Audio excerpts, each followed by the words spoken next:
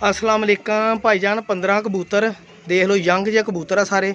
350 रुपये ना कबूतर है ये। टोटल 15 कबूतर है।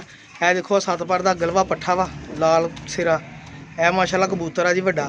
सारे कबूतर ठीक है। यह गोल किए हुए इको घर के कबूतर है जी। यह देख लो छापदार जालदार। 350 रुपये ना भाई जी। 15 कबूतर है चीने। यह देख लो पट्ठा कसा देख लो, वजूद देख लो। कोई कबूतर माड़ा है आप ही देख लो मेरा भरा। राम राम ना वीडियो तां ही बनाते ताकि तुहानूं पता लगे। जीरा कबूतर है माशाल्लाह।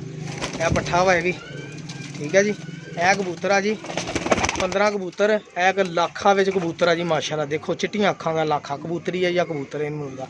आ चिट्टा कलदुंबा ठीक है। चिट्टे नील दुंबे नहीं होंगे, है जो चिट्टा नील दुंबा दुम नीली है तो बाकी सारा चिट्टा। यह देख लो पट्ठा तकरीबन ज़्यादा पट्ठियां पट्ठे या वड्डे कबूतर निगे ठीक है जी। यह 4 ही पट्ठियां पट्ठे खड़े। आ पंजवां भी पट्ठा ही आ, यह भी पट्ठा ही आ, यह भी पट्ठा ही आ, यह भी पट्ठा ही आ।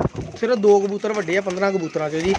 350 रुपये कीमत इन्हों की। 15 कबूतर जेडे भरा की समझ आउण लैने होण 100 बिस्मिल्लाह जी मेरा राबता करो। देख लो कबूतर बमार कबूतर नहीं इंशाल्लाह होणगे।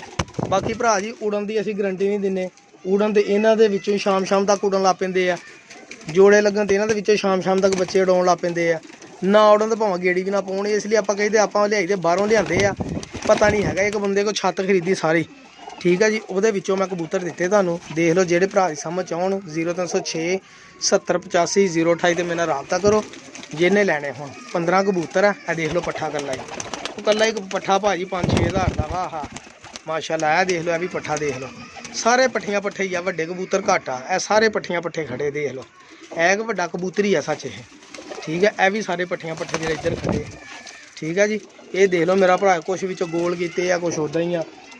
एक लाखा वा कबूतरी बिच। यह भी कबूतरी अमन लगती चिट्टियां अखां की लाखी माशाल्लाह अच्छी आ। हाँ जी लो जी देख लो ठीक है जी। जेदे समझ आओ 0306 70 85 028 350 रुपये 350 रुपये ठीक है। बहुत मेहरबानी शुक्रिया। अल्लाह हाफिज़।